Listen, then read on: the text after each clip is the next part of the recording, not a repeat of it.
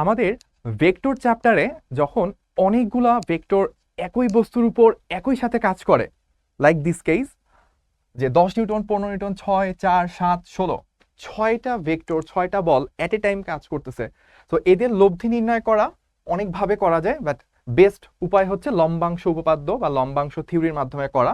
তো লম্বাংশ থিওরির মাধ্যমে আমরা কি করি, সবগুলো ভেক্টরের এক্স অক্ষ আর উপাংশ নিই, যে লব্ধি যদি আর হয় তো আমরা আর এক্স নির্ণয় করি। আর এক্স এর মান কি হয়, like 10 plus 15 cos 60 dot dot dot dot dot অনেক কিছু।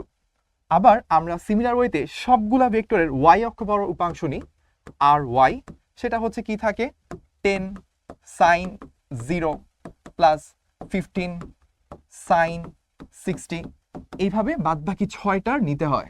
তো সবগুলোকে একত্রিত করি, আর এক্স বের করি, আর ওয়াই বের করি, দেন কি রুট ওভার আর এক্স স্কোয়ার আর ওয়াই স্কোয়ার, এখান থেকে আমরা আর লব্ধির মানটা বের করি এবং অ্যাঙ্গেল থিটাটা বের করি ট্যান ইনভার্স আর ওয়াই বাই আর এক্স এখান থেকে।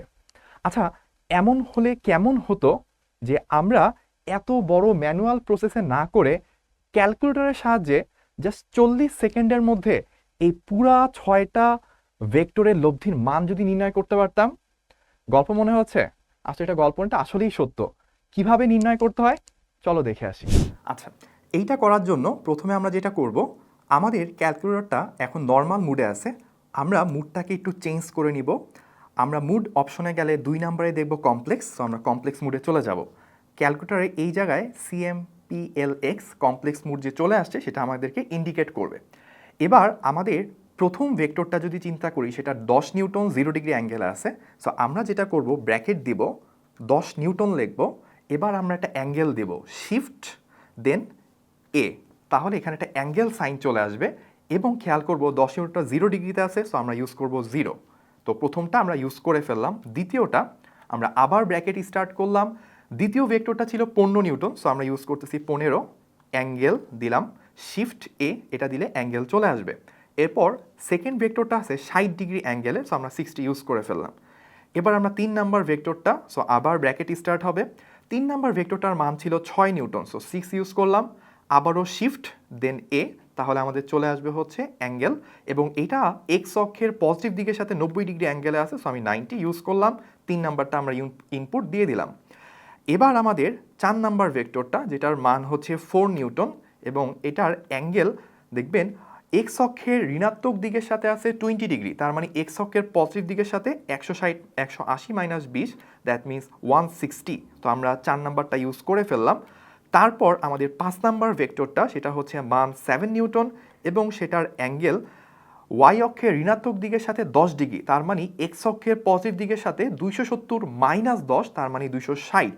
সো আমরা ইউজ করলাম 260, প্লাস লাস্টের ভেক্টরটা আছে 16 নিউটন, সো 16, এবং অ্যাঙ্গেল যদি চিন্তা করি নেগেটিভ দিক থেকে 30, তাহলে এক্স অক্ষের পজিটিভ দিক থেকে যদি আমি ঘুরে আসি তাহলে টোটাল 330 ডিগ্রি আমাকে ঘুরতে হবে। সো আমি 6টা ভেক্টরকে ইনপুট দিয়ে দিলাম। এবার আমার কাজ জাস্ট ইকুয়াল প্রেস করা। এখন ইকুয়াল প্রেস করলে ক্যালকুলেটর একটা মান শো করতেছে, বাট এটা আমাদের জন্য ইউজফুল না, কারণ এখানে কমপ্লেক্সের এ প্লাস বি আই মুডে আছে। আমাকে যেটা করতে হবে, শিফট দিয়ে মুড প্রেস করতে হবে, তারপর একটু ডাউন বাটনে গেলে 3 নাম্বারে আছে কমপ্লেক্স, সো আমি কমপ্লেক্সে প্রেস করব। ক্যালকুলেটর আমার কাছে এখন জানতে চাচ্ছে আমি অ্যান্সারটা কোন ফরম্যাটে চাই। আমরা চুজ করব 2 নাম্বার ফরম্যাটটা, আর থিটা। সো আমি 2 নাম্বার চুজ করলাম। এখন দেখেন ক্যালকুলেটর আমাকে শো করতেছে আমার অ্যান্সারটা হচ্ছে মানটা 26.94, এবং আমরা ম্যানুয়ালি করার সময় এক্স্যাক্টলি এটাই পেয়েছিলাম, এবং অ্যাঙ্গেলটা শো করতেছে 11.70, এবং আমরা জানি অ্যাঙ্গেলটা আমাদের আসছিল 11.7 ম্যানুয়াল সিস্টেমে। সো এই ওয়েতে আমরা ক্যালকুলেটরের সাহায্যে অল্প সময়ের মধ্যে এই প্রবলেমটা সলভ করতে পারি।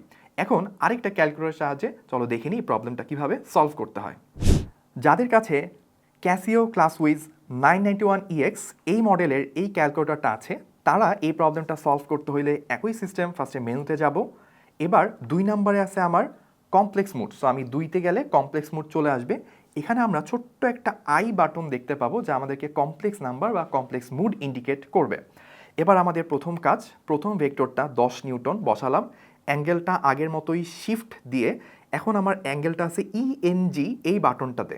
সো শিফট দিয়ে ইএনজি দিলে আমার অ্যাঙ্গেল আসবে, এটা 0 ডিগ্রি আমি বসালাম, প্লাস এবার আছে আমার 15 নিউটন, আবারও অ্যাঙ্গেল শিফট ইএনজি, অ্যাঙ্গেলটা হচ্ছে 60, আমরা এক্সপ্লেইন করছি।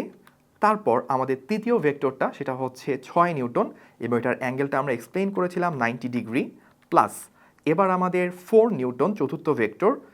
সো এইটার ক্ষেত্রে 4 নিউটন শিফট ইএনজি, আমাদের অ্যাঙ্গেলটা হচ্ছে 160। সো আমরা চতুর্থ বসায় ফেললাম। দেন আমাদের আছে 7 নিউটন এবং এইটার অ্যাঙ্গেলটা হচ্ছে আমাদের 260, আমরা এক্সপ্লেন করেছি কেন 260। এবং লাস্ট অফ অল আমাদের 16 নিউটন, সেটা আছে 330 ডিগ্রি এই অ্যাঙ্গেলে। সো আমরা যেটা করব ইকুয়াল প্রেস করব এবং আগের মতো আমাদেরকে এ প্লাস বিআই মুডে অ্যান্সার দিচ্ছে, আমরা ফরম্যাটে একটু চেঞ্জ করে নিব শিফট দেন মুড বা শিফট মেনু। এখানে আমরা যদি যাই একটু ডাউন বাটনে গেলে 2 নাম্বারে দেখব কমপ্লেক্স লেখা আছে। কমপ্লেক্সে প্রেস করলে বা 2তে প্রেস করলে আমাদেরকে 2টা ফরম্যাটে অ্যান্সার শো করবে। আমি 2 নাম্বার অপশনটা বা 2 নাম্বার ফরম্যাটটা আর থিটা সেটা চুজ করলাম। তাহলে এখন একটা ইকুয়াল দিব, ইকুয়াল দিলে দেখেন আমাকে এখন আর থিটা অর্থাৎ আমাকে মানটা শো করছে 26.94 এবং অ্যাঙ্গেলটা যদি দেখি 11.70, যেটা ম্যানুয়ালি যা করছিলাম সেটার হুবহু সমান আসতেছে। এই ওয়েতে আমরা মান এবং অ্যাঙ্গেল দুইটাই বের করে ফেললাম। এটাই ছিল আমাদের ক্যালকুলেটর হ্যাকস, যার সাহায্যে আমরা অনেকগুলো ভেক্টরকে একত্রে লব্ধি করতে পারি খুবই কম সময়ে। এই প্রবলেমটা বা এইভাবে ক্যালকুলেটর ইউজ করাটা কিন্তু আরও অনেকগুলো জায়গায় ইউজ করা যায়। তোমরা একটু আমাকে কমেন্ট করে জানাও তো আর কোন কোন কেসে আমরা এই ক্যালকুলেটর হ্যাকসটা ইউজ করতে পারি।